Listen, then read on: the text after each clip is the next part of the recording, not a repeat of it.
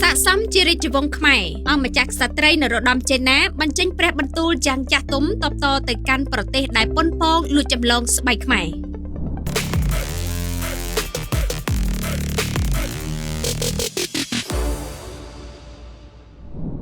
មហាជនខ្មែរកំពុងតែសម្ដែងការរំភើបនិងកោតសរសើរយ៉ាងខ្លាំងចំពោះព្រះបន្ទូលដ៏មានអត្ថន័យនិងពោរពេញដោយឥទ្ធិពលរបស់អង្គម្ចាស់ក្សត្រីនរោត្តមចេនណាក្នុងឋានៈជាម្ចាស់ស្រុកនិងជារាជវង្សានុវង្សនៃទឹកដីអច្ឆរិយៈការបញ្ចេញព្រះបន្ទូលនៅពេលនេះត្រូវបានគេមើលឃើញថាជាការឆ្លើយតបយ៉ាងទន់ភ្លន់តែមុតស្រួចបំផុតទៅកាន់ប្រទេសមួយចំនួនដែលតែងតែព្យាយាមលួចចម្លងនិងទាមទារកម្មសិទ្ធិលើមរតកវប្បធម៌ខ្មែរតាមរយៈការបង្ហោះនៅលើបណ្ដាញសង្គមផ្លូវការព្រះនាងតូចនរោត្តមចេនណាបានបង្ហាញនៅរូបភាពដ៏វិចិត្រនៃឈុតស្បែកខ្មែរដែលច្នៃឡើងយ៉ាងសម្រិតសម្រាំងសម្រាប់ពិធីមង្គលការសម័យបច្ចុប្បន្នរួមជាមួយនឹងរាជវង្សានុវង្សអង្គម្ចាស់ក្សត្រីអ៊ីម៉ានរោត្តមនេះក៏ជាលើកទី1ផងដែរដែលអង្គម្ចាស់ក្សត្រីអ៊ីម៉ានរោត្តមបានគ្រងឈុតប្រពៃណីខ្មែរដ៏ស្រស់ស្អាតមិនអាចបំភ្លេចបានដែលសពបញ្ជាក់ពីការលើកកម្ពស់តម្លៃសម្លៀកបំពាក់ជាតិលើកពីភាពស្រស់ស្អាតព្រះនាងតូចបានរំលេចនៅអត្ថន័យស៊ីជម្រៅនៃវប្បធម៌ដូនតាដោយបានបញ្ជាក់ថា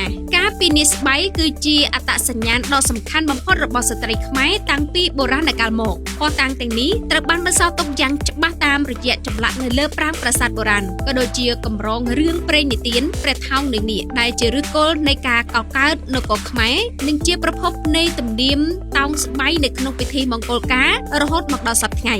អ្វីដែលធ្វើឲ្យមហាជនកោតសរសើរបំផុតនោះគឺព្រះបន្ទូលដ៏ម៉ឺងម៉ាន់និងចាស់ទុំរបស់ព្រះនាងនៅក្នុងន័យដាស់តឿនឲ្យកូនខ្មែររួមគ្នាថែរក្សានិងប្រើប្រាស់សម្លៀកបំពាក់ប្រពៃណីឲ្យបានច្រើនទម្រង់តាមលំនាំដើមដើម្បីការពារហានិភ័យពីការប៉ុនប៉ងទាមទារធ្វើជាកម្មសិទ្ធិផ្ដាច់មុខពីមជ្ឈដ្ឋានខាងក្រៅនេះគឺជាការបញ្ជូនសារយ៉ាងច្បាស់ទៅកាន់ពិភពលោកនិងប្រទេសដែលព្យាយាមចម្លងថាវប្បធម៌ខ្មែរមានម្ចាស់មានប្រភពច្បាស់លាស់និងមានរាជវង្សានុវង្សខ្មែរជានិមិត្តរូបនៃការការពារយ៉ាងរឹងមាំ